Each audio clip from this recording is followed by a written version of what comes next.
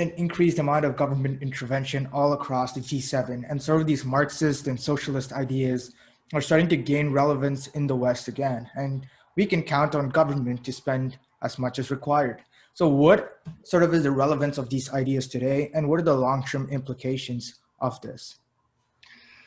It's a great question. The challenge for me, and I tweeted about this last week. I actually got a lot of good feedback on it, but it was the problem with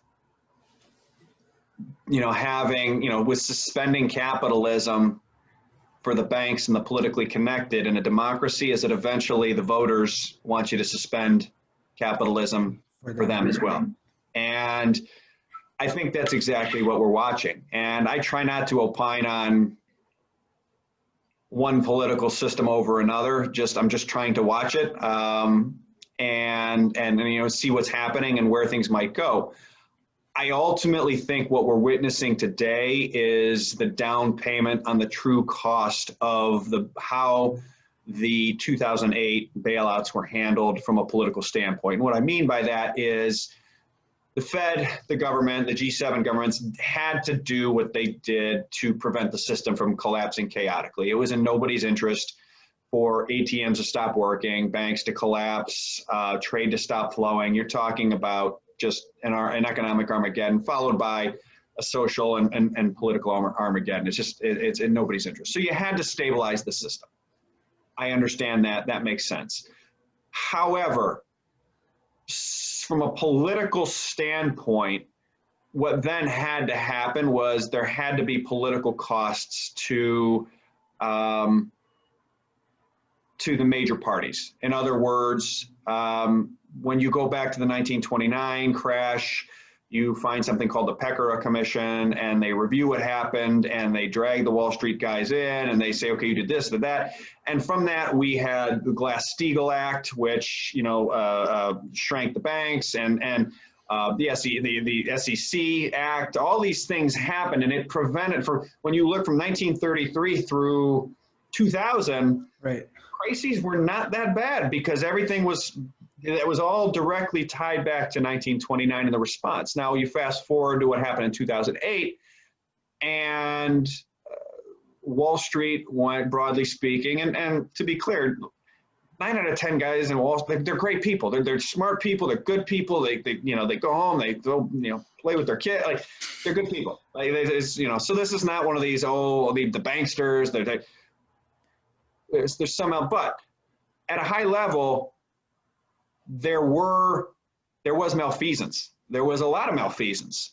And that malfeasance, somebody had to go in the volcano because of that, so to speak. There had to be the sacrificial lamb, and there wasn't.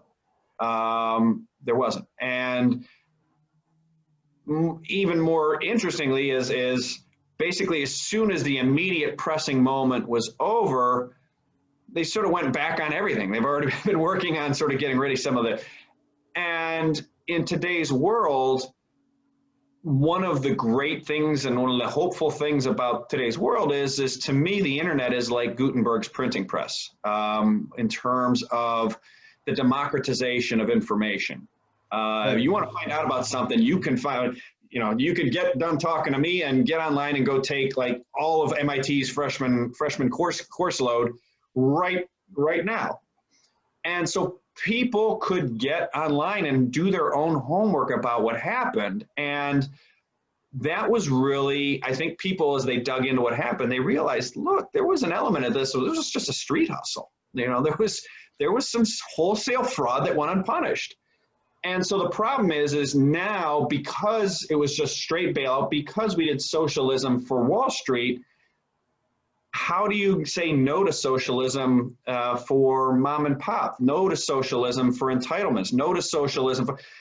It's very, very difficult to say, well, no, you can't, because they just benefited from that exact same socialism. And so it's, when you take a step back, again, it's these mega trends. It's not anything that's going to show up in CPI next week or the week after, but this big trend of how 08 was dealt with is going to be inflationary, because now politically there's no ability to not spend this money, to not have the government you know, and you're seeing that move politically. And to me, that's probably, as I look at it from as an economic and a socioeconomic standpoint, maybe one of the biggest lessons I'm watching some of the increasing acceptance amongst both existing politicians, the younger generations, of much more socialistic policies.